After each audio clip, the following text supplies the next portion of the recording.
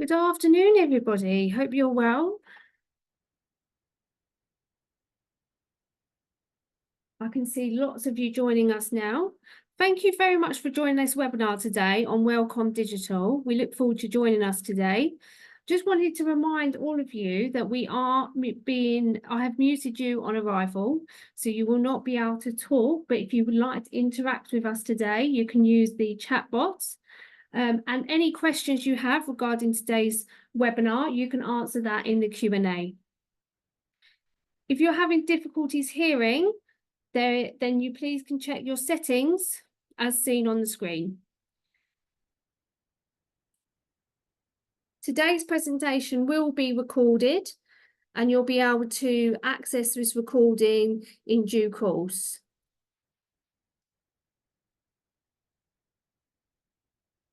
As I mentioned earlier, there are two functions that we'll be using today. The chat function, where you can interact, make comments or share ideas. And please make sure that you're changing your status to everyone. So under the little drop-down menu, you can message so everyone can see your messages today. The other bots we'll be using is the Q&A bot. So you can use this bot to answer questions, and we'll try and get through some of those questions, but due to the high number of visitors today, we're going to be sending an FAQ after the event today. I just wanted to showcase some of the people that are joining us today. We've got our presenters, which you'll be meeting shortly, and I'm also joined by our supporting staff, myself, and we're also joined by my colleagues Paul, Emma and Sheena, who will be supporting the Q&A and chat support today. As I said, please write down in the chat box where you're joining us from today. I'm joined in Bromley in Kent. Welcome to everyone. We see lots of people coming from all over.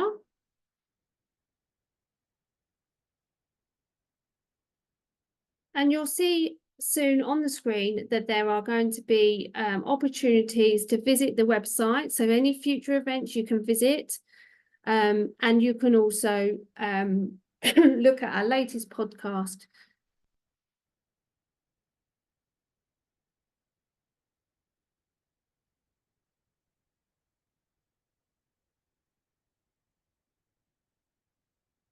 As I said today, we are going to be starting very soon, in approximately 1 minute.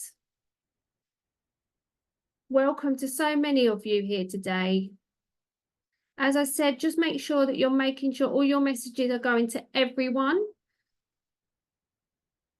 so we can all see your messages. As I said, today's going to be an extremely busy webinar, so we'll try and get through a couple of questions at the end, but we will be putting an FAQ for all the questions that will be asked. We do ask that all questions put in the Q&A box, please, and use the chat function for anything else. We will be starting in just a minute's time. And as I said, the event will be recorded and sent in due course.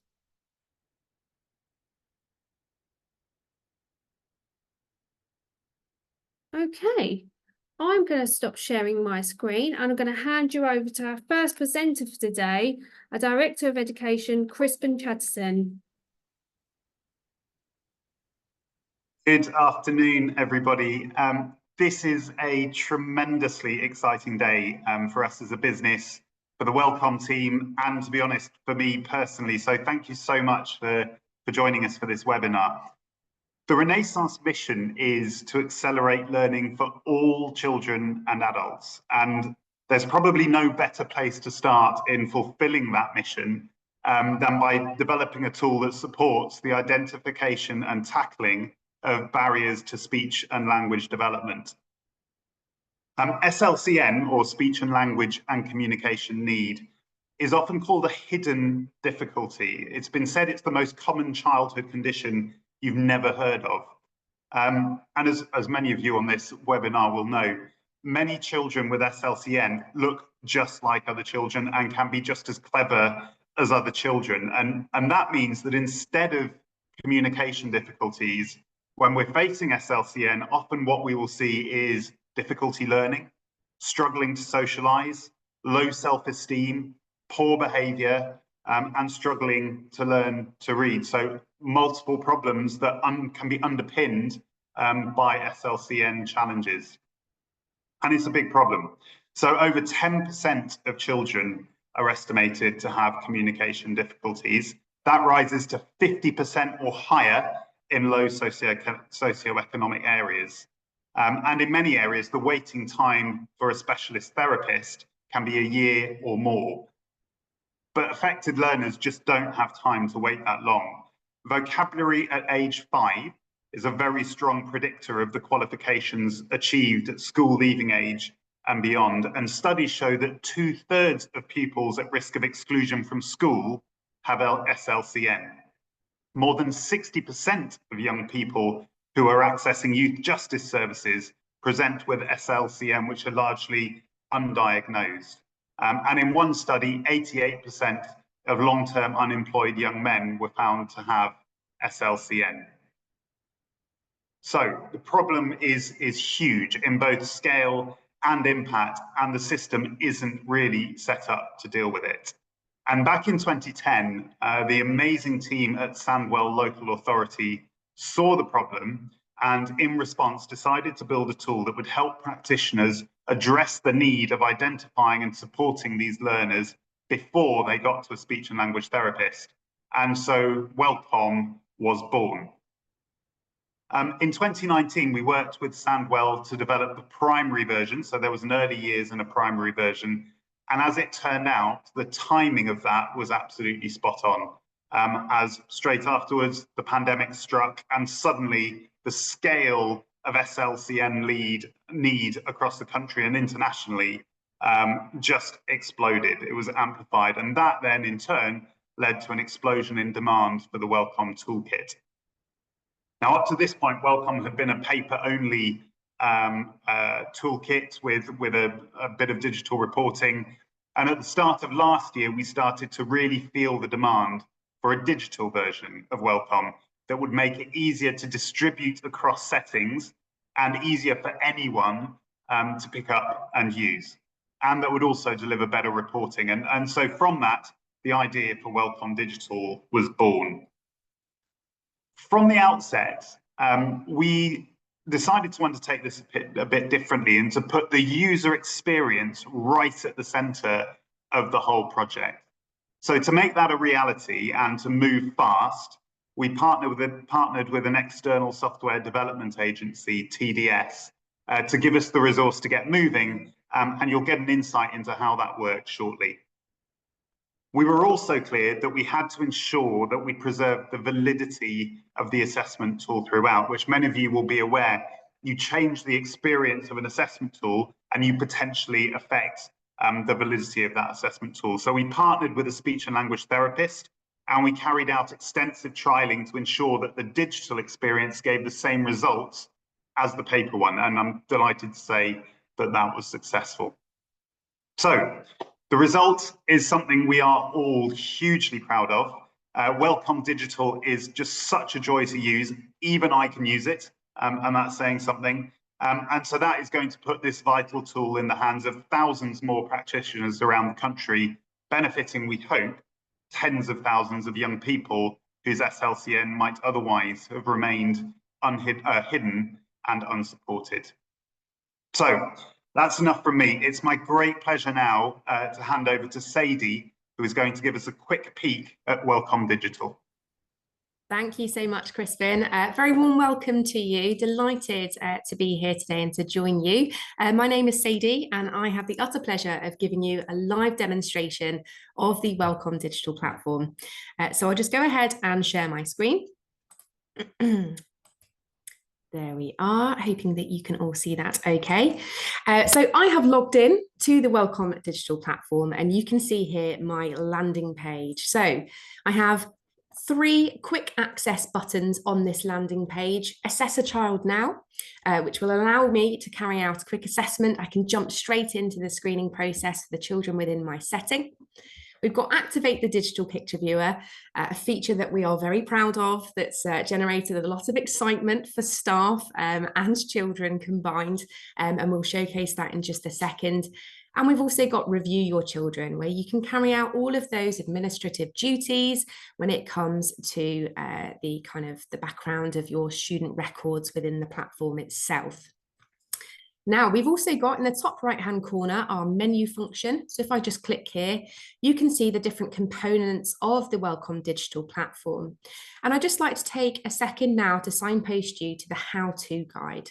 So if I just click here, this is accessible at any point through the WellComm Digital platform, and it's a really useful resource. So when you first log in, you'll be taken through an onboarding guide, which will give you a very quick summary of all the different and fantastic components of WellComm Digital.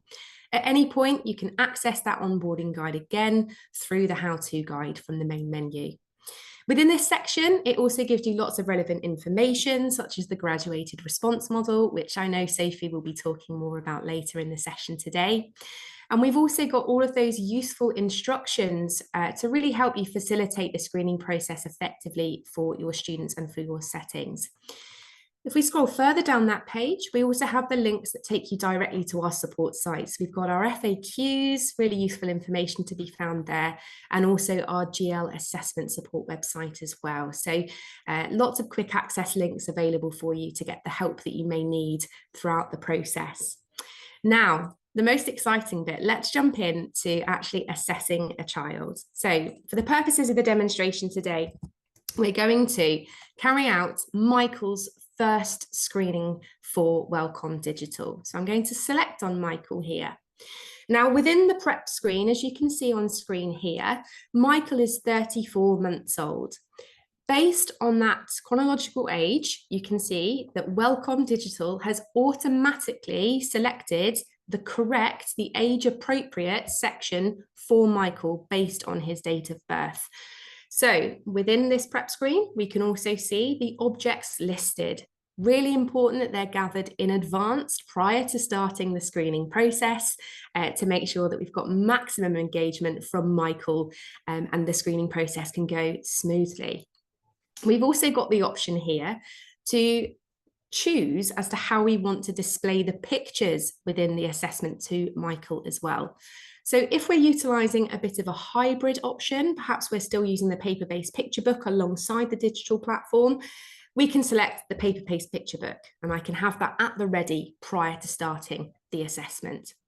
The other option is the second digital device as picture book. So what I'm going to do is I'm just going to move my screen over to the side.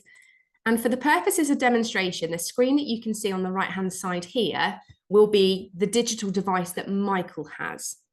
So I'm going to select this on my device, and on Michael's device, I'm going to log into the platform using my login details.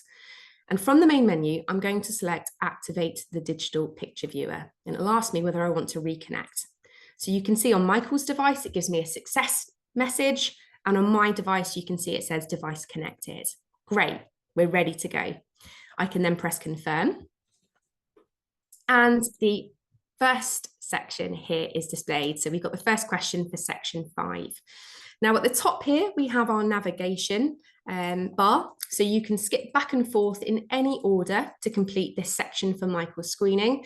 Really important that you have that flexibility, particularly when it comes to observation-based questions, and you can easily identify those because of the eye.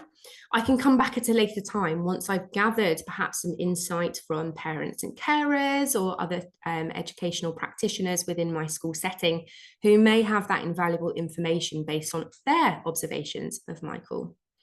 Now, for the purposes of displaying the screening process for Michael today, I'm going to do a bit of a speed run. Obviously, when you're completing your screening for your children, they will be a lot more thorough and a lot more delicate in terms of making sure that you're gaining accurate information.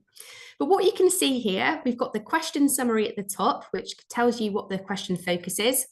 It tells you what the question type is, and we've also there got the object for to let you know what type of question that is. Now, Lady, sorry, we can't see the other device. oh, that's okay. I'll pull it back in just a second. Okay, Thanks. thank you. No problem. So you can see as we work our way through this question, which is an object question, tells you again the resources needed, and then you will just simply need to follow all of that collated information from the handbook, the little book of score sheets and rules, the picture book, and ultimately the big book of ideas in one easy place. And it makes carrying out screening for all of your children easier than ever. So if we follow down, I would place the box with a lid in front of the child. It gives me some additional information here. I would then give the child a spoon and say the following instruction. Put the spoon in the box. I would wait for the child to respond, observing their responses carefully. I would then reset the objects and give my next instruction. Put the spoon under the box. Again, waiting carefully and watching those responses very carefully. If I scroll further down, I've then got my scoring section. Can the child understand the prepositions in and under? Can the child do this for both instructions? Now, Michael here was super confident, was able to carry out that instruction really clearly. So I can select yes. And under my scoring here, I've got the capacity to add comments. So this is a really useful area for you to add that contextual information. So potentially some observations you saw during the screening process. So Michael was able to say under and box. And I can add those comments. We might also add comments whether Michael needed a bit of a break on this question, whether Michael perhaps was a little bit distracted, or perhaps maybe some observations around speech sounds that are made. I can add those there. Now I'm going to press next for this question. I'm happy with that question. And because Michael got that question correct, it's turned green in the navigation bar.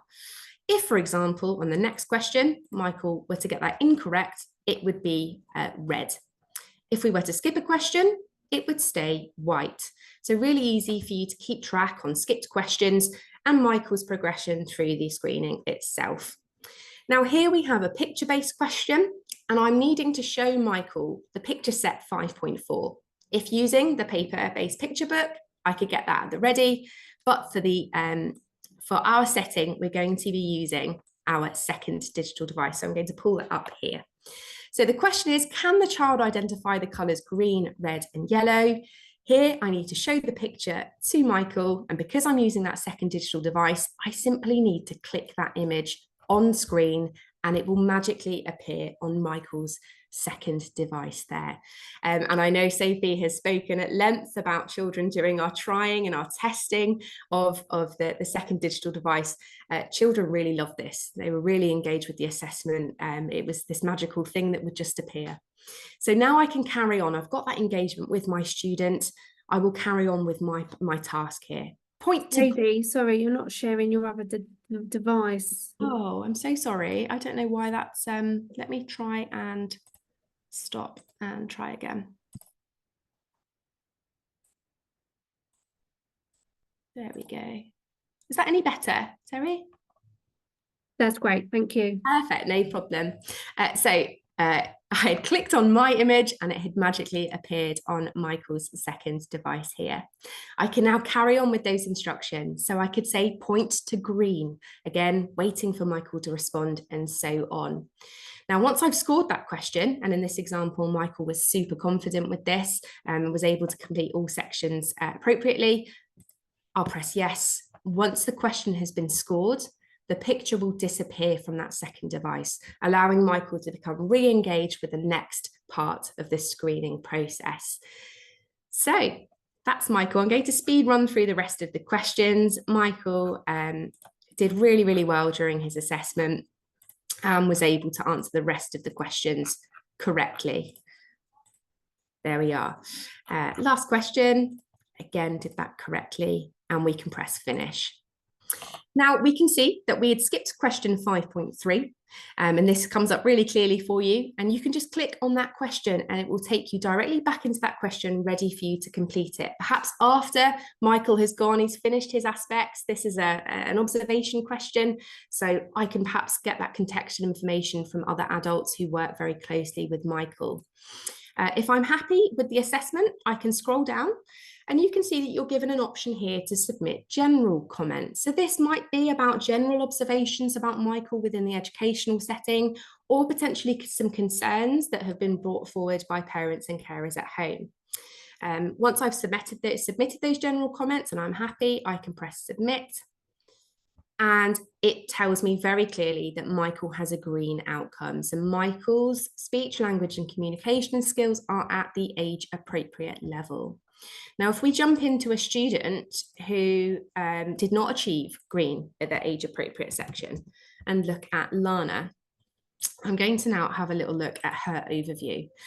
So we can see Lana was given section 5 and achieved a red outcome. We dropped to the section below as following the guidance, and Lana achieved an amber outcome here. We again dropped to the next section below and Lana achieved a green outcome here.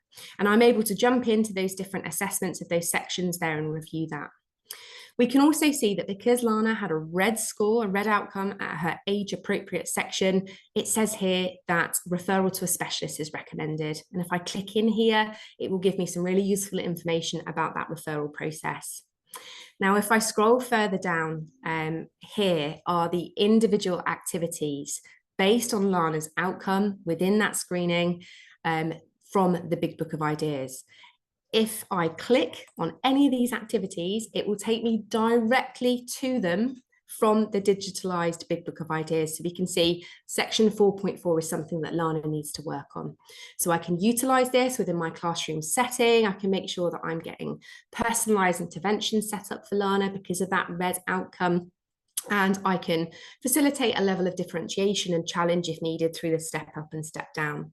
Now, a really exciting component is the ability to share this with parents and carers directly from this screen. So I can select send, simply type in the parent's email address,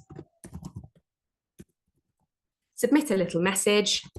Hello, thank you. Obviously, you'll be a little bit more thorough than that.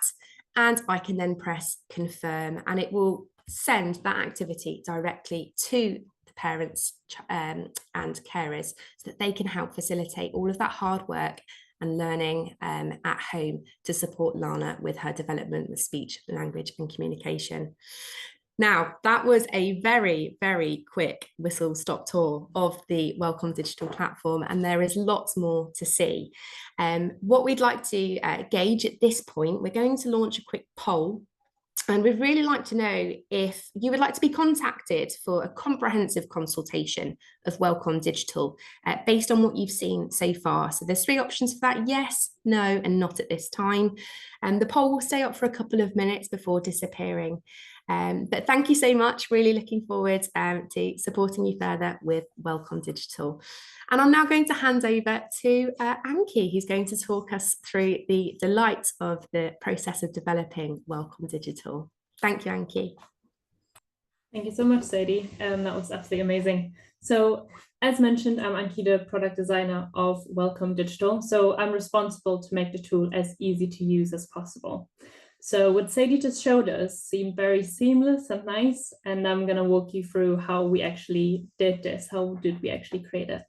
So we used a process called design thinking and user experience design. So it's a process that product design teams use to create products that provide meaningful and relevant experiences to users. So it's all about failing fast, continuous improvement. So how does that look like? It's a very holistic approach of working. We first start with analyzing the current state. So how does it currently work? How can we improve this? We then go into designing alternatives. So how can we make it easier, faster and better than it already is? We then go into prototype and testing those ideas, those design alternatives, which just gives us a quick way to show these designs to users and also for us to understand them a bit more, bring them a bit more into the real world. We then evaluate those prototypes and those tests, figure out, does it actually work? Did we solve a problem? Or if not, can we make it better, and how can we make it better? So let's see how we use that framework in WellComm, especially for the assessment part.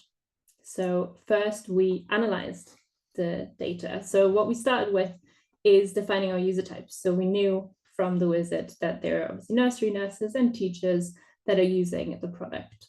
But there's also parents that are indirect users of WellComm, and we obviously can't forget about the local authorities and the clusters who are managing those as well. For me, coming into it, I didn't know much about WellComm, so a big part of it for me was to map all the books. So how are they connected to one another? How does the picture book actually work in conjunction with the little books of score sheets and rules? How does the big book of ideas fit into all of this, as well as the handbook? We then reviewed the wizarding tool. So how does that currently work? What features do need to stay? Which ones can we improve? Which ones can we add on top of what's already there? And then, most importantly, we obviously interviewed users just to understand their current experience. What can we add on? What are they asking for? And what does definitely have to stay in the tool going forward? We then went out and summarized those findings, which came to the designing of the alternative. So a lot of my time is spent drawing with pen and paper, as you can see here on the left side. It's just an easy way for me to brainstorm ideas and figure out if what's in my head actually works in the real world. So questions that I had to answer was, how do we display all this information of the various books on screen? How do we show the user the progress that was made? How do we add comments and to the questions? And how do we show the outcomes as easy as possible? In parallel to that, we also gather inspirations from others who solved similar problems, like adding comments to forms, structuring content, and all of those. We then also mapped the potential solutions. So how do we get from A to B? What Sadie basically just showed. How do we make sure that the rules of the paper books are actually implemented in the digital solution as well? Because it's obviously one of the most important parts. And then once we kind of have an understanding, we create the digital solutions. So how does it actually look on a screen in a digital way, not just those beautiful boxes on the left side that are sketched up. And then once we have identified about one to three solutions, we start to prototype. So those can be as big or as little as possible. I pulled out some screenshots on the left and the top here. The one on the left is an example of the WellComm assessment prototype that we've done. Those were 4 different questions that we try to figure out how we're going to structure the content. And the top right one is all about administrating and managing your children. So both of these we then took to participants. It was a one-to-one session where we gave them access to the prototype and then asked them to complete tasks. And it's not about how the participant can use the tool. It's all about how the tool is actually working for them and how can we make it even better. You kind of start to probably hear a theme about continuous improvement, making it better and better and better.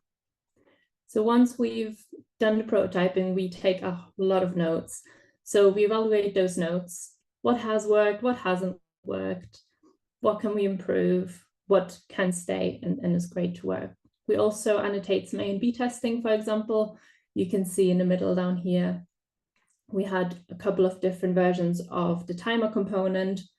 So we evaluate those 2 free options that we have, which one did work better, which one are we going to take forward.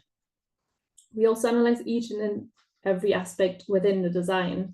Just to summarize, do we need to move maybe the contact from here to here, or is it just fine as it is? Just to evaluate those areas of improvements. Then once we are happy with the designs, we go into production. So we create the final designs. Most of them have a flow of logic on the left side here. That just shows you what happens when you press here, which screen do you go to, what is actually expected. And then on the right side, you have the final user interface next to it.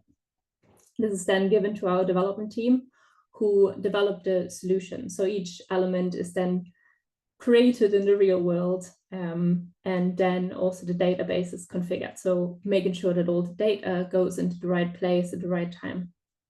Once that is done, we do something called software testing or quality assurance testing. It's a bit different to the testing I just talked about. That one is all about does the product actually do what we expect it to do in the real world? And then once all of that is done, we come to the most important part and the most exciting part for me.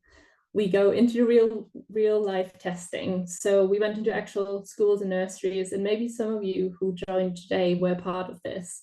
It was very exciting to see the assessment being done with actual children. Some of them used a paper picture book, some of them used a second digital device. And that is just for us to understand, have we created the right product? Does it actually work with a child in the room on the go? There were some hiccups, but that's all part of the game, and it was absolutely amazing and very rewarding to see that. So I will stop sharing now, and I will hand over to Sophie. She will give you some more insight, but I hope that gave you a good overview of how we created the product. Thank you so much, Anki, and thank you for all your amazing work with this. I've already seen several comments coming in from delegates about how impressed they are with how it looks, and how it perhaps simplifies the journey for the practitioner. So really, really pleased with the work that's been done there. What I'd like to focus on now, and sorry, I'm Sophie Dawes, I'm an education assessment specialist here at GL, with my area of responsibility is speech language communication and baselining. So I have been working with WellComm for a while now and closely involved with Anki and the development team on bringing WellComm over to digital. This afternoon, I'd like to talk about how to embed WellComm into schools and settings. Clearly, there are a lot of children out there with a lot of need, and sometimes it's not obvious to imagine how this could be done at scale as well as on an individual basis. So, what is it really that we should be aiming for to support all our students as best as possible? And here I'm going to really take you through the different levels of the Universal Design for Learning as to what would be best practice in settings. Oh, I think I've on screen. Right, okay. So first of all, we want to try and make sure that the provision for all children, so that's everything at the top of the triangle in green, is as good as it can be. So we know from talking to settings who've been using WellComm for some time that actually the staff have learnt an awful lot about speech, language and communication development in the children that they're working with, and they have a greater understanding of how to anticipate and promote that language learning acquisition and the practicing of communication skills. And there are specific areas of WellComm, the Big Book of Ideas, which also address the kind of general practices that can be put in place to make the setting as communication friendly as possible. It's really important to do an audit of the setting, identify the good practice that's already in place, and really highlight the areas that you want to improve. Obviously with WellComm, our big aim here is to make sure that staff are really confident at identifying SLCN and that we then have the targeted support available. But also we want to actually embed language learning activities in every lesson, in every session, in every day. But the children who've been identified in the WellComm screen as amber, we know that they have some mild to moderate difficulties with speech, language and communication. So we want to give them a tier 2 level intervention. So this is something that we can do within the setting. With the WellComm screen, we've got their identified strengths and challenges and their targeted goals and activities, and we can regularly monitor their progress going forwards. But it's really important as well that we actually are able to identify the children who are going to most likely need specialist support. So children who've been flagged as red in WellComm, really the advice there is to be looking for that specialist support, putting forward a referral. Saw in the question, somebody was asking about, can you send a report to the speech and language therapy service? You absolutely can send them the WellComm report for the child. The speech and language therapy service will understand what that report means. As Sadie highlighted earlier, you can add in specific comments about some specific concerns that you have, and you'll be able to send that across to the specialist. They've already got a picture perhaps of where that child is before the child is in front of them. But as we've also heard, that wait can be a really, really long time in some areas. A lot of speech and language therapy services have such a huge demand that they are struggling to meet. And so it's really important that schools and settings are able to support those children while they're waiting for referral to come through. And we have had anecdotal reports from our settings that are using WellComm that children have got perhaps 9 months later, the referrals come through, and that child, thanks to the support the setting been able to put in place, is already screening at amber and they've jumped up from red. So in that case, they had a conversation with the speech and language therapist who said, actually, I've got a slot, I'd like to see them anyway, but it may well be that I just send them back to you and you continue the good work you're already doing. Many of you will be really familiar already with the graduated response model, and Sadie mentioned this earlier. WellComm is designed to support you through all 4 stages of that. So your assessment, as Sadie demonstrated, is designed to be able to screen all children quickly. It's easy to use, and you can now go paper free with the full digital assessment, or as is really quite popular in early years, to use a hybrid assessment, use the paper picture book alongside the digital assessment. You can then plan your targeted practice. You've got individual and group overviews where you can see the targets for individuals and groups. We'll take a closer look at that in a minute so that you can really plan what you're going to do. And then with the do, you've got your ready to use activities. And I'm going to look in some detail about how you might integrate those into lessons, choose your focus language group, etc. And then it's really important that we measure that progress and take that time to review what's been going well, what's been successful, what's still not been addressed, what might we need to do differently in our next cycle. So let's take a look at an individual case. Arlo was screened last week by my colleague, and I'm going to start planning what I'm going to do with Arlo. Now, this is actually his second assessment. He was assessed back in October, and I'm just going to try and get my pointer. Okay, so he was assessed back in October, look, and his age appropriate section was early years section 8. He got 5 out of 10 and he was amber, and his green was 1 below. And I can see that result down here in the breakdown. He was amber at section 8 and green at section 7. So we've already done some work with Arlo. We've been going through the big book of ideas targets in section 8, and you can see that actually he has made a great deal of progress there. He's now screening green at section 8, but actually he's got older in the intervening period, so his age appropriate section is now early years section 9, and he's screened again at amber. So the good news is that the support we've put in place has allowed him to make progress, and he's actually making a normal rate of progress for a normal child. But with Arlo, we actually want him to make accelerated progress because we want him to actually catch up on some of those skills that he's been a little bit lacking, because we don't want that to impede his progress. So I actually think at this point, I'm going to go and talk to my SENCO and talk about perhaps whether we might reach out to the speech and language therapy service to see whether they might want to see Arlo anyway. We're going to send his progress report, which is here with those 2 amber results, and I can send all the detail behind that and see whether they perhaps would want to offer some extra support. I just been notified that there's been a question about how long does the assessment take. So I do want to cover that off now, because while we're talking about it, the assessment takes about 10 to 15 minutes per child. It obviously depends on how many sections you need to do with that child. So a child who does need to go through several sections might take a little bit longer, but a child who is going through 1 or 2 sections, 10 to 15 minutes, and you should be done. Okay. Now let's think about my group. So whether I'm working in nursery or a school, I will have a group that I need to manage and to work with. And so what we've provided within WellComm Digital is a group planning overview. And this came out really strongly from the research we did with current users of the paper toolkits and the WellComm Wizard, that actually this is something that's really needed.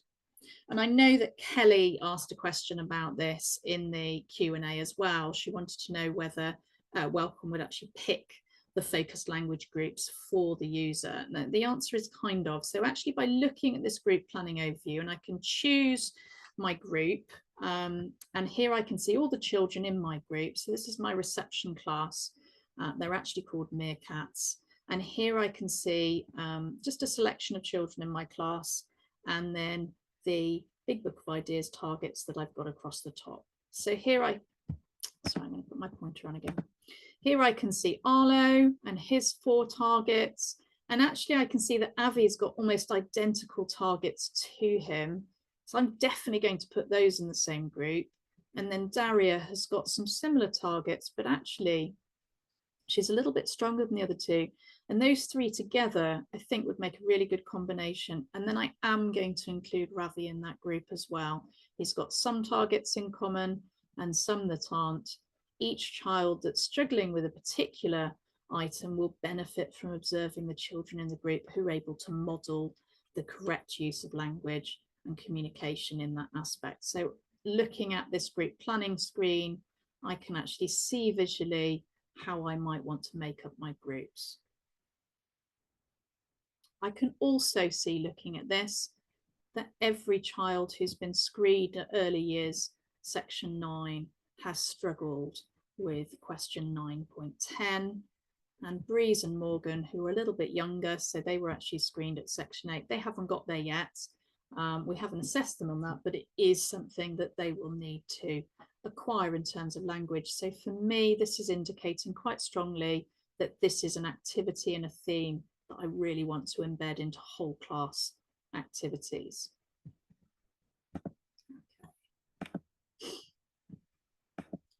So moving on, this is a big question that a lot of primary schools in particular ask us. How can we deliver this at scale? We don't have the resource to take individual children out of lessons or even groups out of lessons and work with them and dedicate that TA time or teacher time or Senko time to it. So I'm going to talk to you about 3 ideas here. So firstly, and again, this is something which are really practiced settings who've been using WellComm and embedding it for years have told us that they're actually using WellComm to anticipate the learning of the language skills. When they're thinking about their planning for the next month or the next term, they're actually thinking about, well, what's coming up in WellComm? Let's actually get in there before the children are actually meant to be acquiring these language elements and communication skills, and actually start putting in some pre-exposure to those and starting to practice, so that we're really being proactive about how we encourage speech, language, and communication development. Secondly, the Big Book of Ideas activities are not just something that I do with an individual child or a small group of children. I can absolutely incorporate those concepts into lessons, and I'm going to take you through an example of that. Also, and Sadie's mentioned, we can widen the reach of that activity in practice. We can share that Big Book of Ideas activity with parents, carers, and even other agencies working with the child. And I can do that really easily. So I'm going to take an activity here and think about how I would deliver this to a whole class. So the activity, this is at a primary level. This is actually primary for years 5 and 6, but it does exist in the primary Big Book of Ideas for all levels of primary, but with different levels of complexity to it. So this is about learning, remembering and using appropriate vocabulary. And clearly, as we move through primary, that specific topic vocabulary becomes more and more relevant. So this activity describes the drawing of a word web, and there is a template to follow. And it talks about not just taking the word itself, but actually getting lots of descriptive information about it. What category does it belong to? What would you do with it? What does it feel, look, smell, taste, sound like? And then also in a different colour, looking at some actual specifics about the word itself. So I'm just going to now change the view to look at an example. So we've got the word eclipse, just coming into a science lesson. And here we've got a description. What is it? A definition. What's a solar eclipse, a lunar eclipse? But then what does it look like? Who would be interested in this? Who would see it? What category does it come in? Astronomy, where would I see it in the sky? And then in a different color, I've got ideas about how I can remember facts about the actual word itself. So what does it begin with? It begins with an E, an air sound. The last sound is a silent E. What does it rhyme with? Oh, it rhymes with lips, eclipse. And how many syllables has it got? Eclipse, that's 2. So I've actually got 2 dashes and the number 2 here. And I can add more information or less information. If I look back at the activity, there will be step up and step down information to think about how you might stretch and challenge children who are finding this easy, and perhaps give extra support or make it more simple for children who might be struggling. Now, once I've got my word web for my keywords, I can then actually build on that by a further activity. And I would absolutely do this as a whole class activity. And perhaps children could work in pairs and they could share their ideas and swap word webs and take ideas from other people's word webs. Is then to practice recalling, retrieving and using that vocabulary. So we're taking those words from the word webs, write them down on cards, and then pupils can work in pairs to try and guess what word is on the card. Bit of telepathy in class today. So they can ask those questions. What does it sound like? What does it begin with? Who would use it? What does it look like? And see if they can guess that word, and then they can swap over. Obviously, the absolute then extension of that is for the child to take that little stack of cards home with them, to email that activity to the parent and say, please, can you keep going with this game at home? Perhaps you can turn it into a bit of a competition as to who can guess the words quicker. Also within the do, I want to think about what I can do as a whole school, not just in my lesson, but as a whole school. And here I'm thinking a bit about some of the initiatives that we put in place across the whole school body, things that we talk about in staff inset meetings, and things that we try to implement. So here we've got an activity from primary 1. So these are for 6 and 7-year-olds. And this is about words that describe sequences. So I've got the activity that's described here, and we're concentrating on first, next, and last. Well, actually, in my school for the next 2 weeks, what we could do is every practitioner could try and build this vocabulary in this idea of sequences into every lesson, every assembly, every PE lesson, every conversation that they try to have. Perhaps for the much younger children, it might just be focusing on the word next. And for older children, we might have finally or then or other words that we add in there according to how well my class is going to be able to cope with this. If my topic is the Titanic that I'm teaching today, I'm going to make sure in my starter, right, first we're going to do this, next we're going to do that, last we're going to do this. Or we talk about the Titanic, first the engineer designed it, next this happened. And I just get into, for 2 weeks, if we absolutely, university across school, put this into practice, it's really going to help all our children in acquiring that language. Okay. Another idea is a whole school approach, and this comes straight out of the general strategies in the early years big book of ideas, and it talks about how you react and how you do repetition when a child gets something wrong. So here we've got a child who's not quite mastered their speech sounds. It's a tar, says the child. Now, instead of saying, no, not a tar, it's a car, you say yes. You celebrate the successful communication and say, yes, it's a car. The child says, look, the dun is in the die. Yes, the sun is in the sky. So you're not pointing out to the child they're making a mistake. You're celebrating the positive and successful communication they've made, but you're modeling the correct answer every time. Same as if a child said, I runned and I fell. Oh, you ran and fell. Did you hurt yourself? And again, perhaps if a child is stuttering over a word, giving them some options. They're not able to say what they want. You can give them options. Do you want a cup or do you want a pen? What is it you're after if they're struggling for the words? And these kinds of strategies will really help to make that setting communication friendly. So enough about the do. We've done our do. We're now going to move on to review. And I'm going to just highlight some aspects of some of the reports that come with WellComm or with the new digital reporting package, which will eventually replace the WellComm wizard that I know some of you will already be using. So here we've got the progress report for a group, and I can see the data here for my first assessment and my last assessment. And also I've got that displayed graphically. So I can say at my most recent assessment, I've got 28% red, 17% amber, 58% green. I can also see visually how that has improved. So my green's gone from 34 to 55, my amber's gone from 24 to 17, and my red's gone from 41 to 28.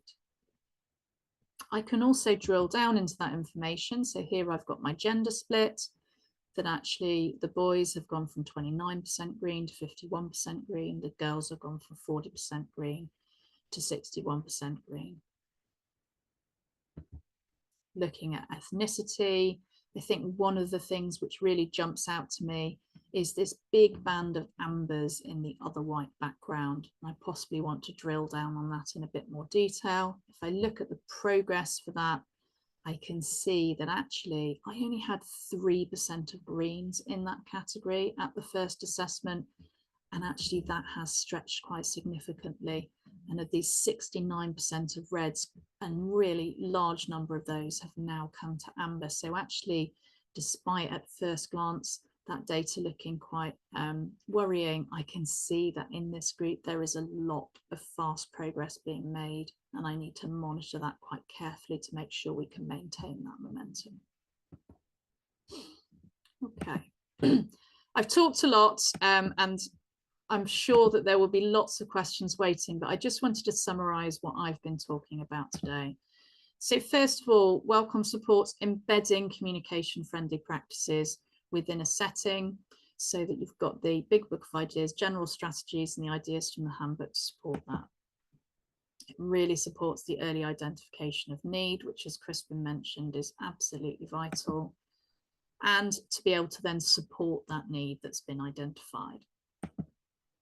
It also allows you to make evidence-based decisions on how you're going to act to support the children in your care, something which I know will be quite close to the hearts of those people who have to prepare pupil premium reports and send reports to evidence how they are putting the funding for those children to good use. And the good news is that with your reports, you'll be able to run reports purely on your pupil premium children and be able to support the what you're writing with the evidence. Just wanted to finish with some quotes from some of our customers who've been using WellComm either at trial or have been some of our first customers to use WellComm since we went live a couple of weeks ago. Really pleased with the feedback that we've had back, including the constructive feedback. We've got lots of ideas to take forward. Before I go, I want to just talk about where you can find out more. So the lovely Sadie, who did her demo earlier, has produced a CPD accredited WellComm Digital training video, which is freely available on our support website. And these links will be going out to you after the webinar. If you're interested in finding out more about WellComm, you probably answered the poll, but in case not, you can contact us, and the email address and telephone number there. We also have a large number of case studies and webinars about the impact of WellComm and how a variety of different settings and local authority projects have implemented WellComm. This particular picture here is from one of our projects that had not unusual amount of pretty impressive progress within the children in their project. And those links are there too. Without further ado, I'm going to hand back to Terry because I'm sure that there are many more questions that are out there. And I'm not sure how much time we have left, Terry. So we have got about 10 minutes, so we'll be able to get through some questions. We've been inundated with questions, but we are going to get through them and send an FAQ. So if we don't get through your one today, it will be sent on an FAQ document. But one of the first questions is from Leanne. If a child has a developmental delay, can you override the age assessment to go back earlier to a younger age? Great, I'm going to take this one if that's okay. So Leanne, that's a really good question. And clearly one of the worries here is if the child has a delay, we don't really necessarily want to be putting them through the experience of assessing at their age appropriate section as red and the section below as red and the section below that as red before we actually get to a section that they can actually engage with. So yes, you absolutely can skip down to a lower section. You will be prompted to decide what you want to happen with the score at their age appropriate section, whether you want that to just be skipped and shown as red, or whether, having completed other sections, you want to go back and actually do that assessment. Okay, Terry? Thank you. Next question is from Suzanne. If we email a parent, does WellComm Digital keep a record of what we have emailed and to whom? So I will take that one as well. Currently, no, but I'm sure we will take that on board as an idea for potential future development. Anki, did you want to say anything else about that? No, I'm pretty sure you covered it quite well. It's definitely something that I'll add on to the list. So it's a very good idea. Thank you for sharing that. Thank you, Anki. Thank you. We've got another question here from Sarah Lawford. I work for an LA and we have bought many packs for our settings to use. How would using the digital pack work with multiple settings? Okay, so Sarah, I'm not sure whether you mean, not actually sure what you mean there, whether you mean, would we be able to manage the data from many settings using WellComm Digital? So we do have a facility to set up a local authority project where you can have a cluster account as a local authority, and you would see the settings within your cluster, and they would each have access to either the full WellComm Digital, which is the one with the digital assessment, or the WellComm reporting package, which would just give, they would use alongside their paper packs. I would say if you want to learn any more or discuss any more specific ideas about how you might implement, please do get in touch either via the poll or the hello@ email address, and we can get an education consultant to go through that with you. Thank you, Sophie. Just a couple more we'll touch on. From Sarah, is there any way to share results with parents without the age range information like the blue WellComm score sheets? That's an interesting question. I'm not sure I understand what the blue WellComm score sheets are. The score sheets are not designed to be shared with parents. We would recommend that you share the targets, the Big Book of Ideas list of activities with parents, so they know what targets the child will be working on. But you do have to be careful, as you've suggested, as to what you do share with parents, rather than talking with parents about specific age-related delay. Yeah, we might pick that one up offline, I think. And just a couple more, well, we've got a couple more minutes. With the real life trial, how did the children respond to the use of technology?